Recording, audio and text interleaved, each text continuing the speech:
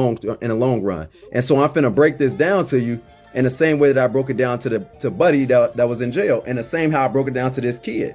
Because you thinking that you standing on business and you doing what's right for your friend, but you let other people down in the midst of that and make you lame as hell. It make you a coward in my eyes. And so I just want to, and I can speak from that because I spent 5 years in jail for doing some real nigga activity, right? And so that bothered me. It bothered me that somebody leading this baby down the same path that they led me down. It's bothering me that somebody ain't trying to cuff him and stop him. Instead, these grown men that's my age, these grown men that's 35 plus, that's 40 years old, is entertaining this ignorant ass street life. We losing babies behind this. We losing our nephews and our sons behind this. We losing kids in our community. It's mamas grieving, literally grieving daily. People are dying daily behind this. And y'all still trying to glorify this? Whether they dead or they in jail, we losing people behind this. And so it bothers me, it upsets me when I see grown men glorifying this and teaching this to somebody else.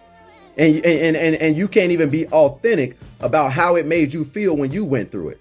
And so when there's nothing, I was telling this guy that was in jail, I'm now ministering to this guy that's talking to these kids and encouraging these kids that you gotta stand on business, you gotta do this real nigga activity. No, fuck that. It's lame and it's goofy and it's taking you away from your family. And so when I was in jail, there was nothing real about somebody else raising my son. It was nothing real about me standing on business for him and leaving my son to go fend for himself. It was nothing real about that. It's nothing real about you going in jail and you taking a shower with 100 guys in the shower with you. There's nothing real about that. It's nothing real about you going to jail and your mama grieving, your mama crying because she don't get to see you for the next 5 years. I remember getting on the phone. I remember calling home one day and I remember talking to my mama on the phone. And I remember talking to my mom and I'm thinking I'm finna call home on this good Sunday and everything finna be cool. I had been incarcerated for 4 years at that time. And I get on the phone and I talk to my mama and she's crying. I got 1 year left. She's crying. I'm like, what's wrong, Mom? What's wrong? And she said, and I remember her saying it as clear as day, I hate you. She crying. And I only seen my mama cry twice. One of them was the first time it was for 9/11. The second time it was because of me. I hurt my mama. Now let's take some accountability. I hurt my mama trying to be a real nigga to them. And I got my mama crying over here. That's real nigga activity.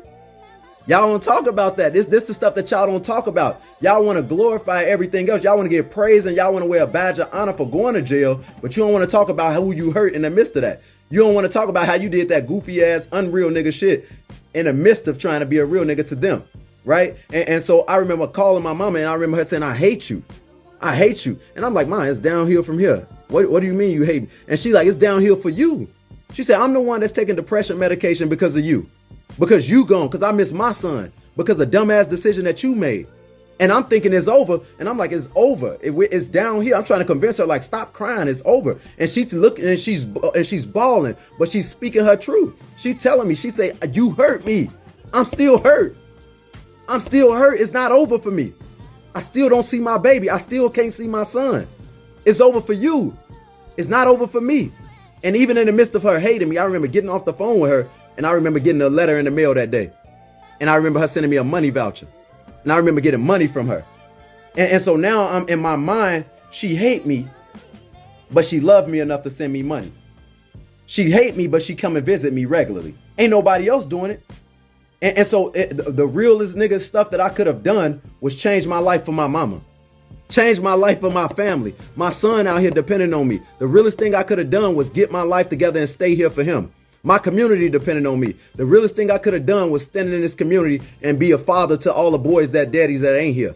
The realest thing I could have done was make better decisions in my life so that I don't end up in there and let the people down that's taking care of me, letting down the people that's holding me down and the people that love me for real. The real love is telling me, no, I ain't finna do that. Real love is pulling me up out of that and saying, you ain't got to do that. You can go a different way. That's real love. And y'all think that these niggas love y'all for real. No, your girl love you for real. But you want to risk going back in jail and letting her fend for herself. That ain't real nigga activity. Ain't nothing real about that. Your girl sending you money and she got the kids outside. And she got the kids while you locked up. Ain't nothing real about that. My mama was paying for a lawyer while I was in jail. Ain't nothing real about that. Get your life together, man.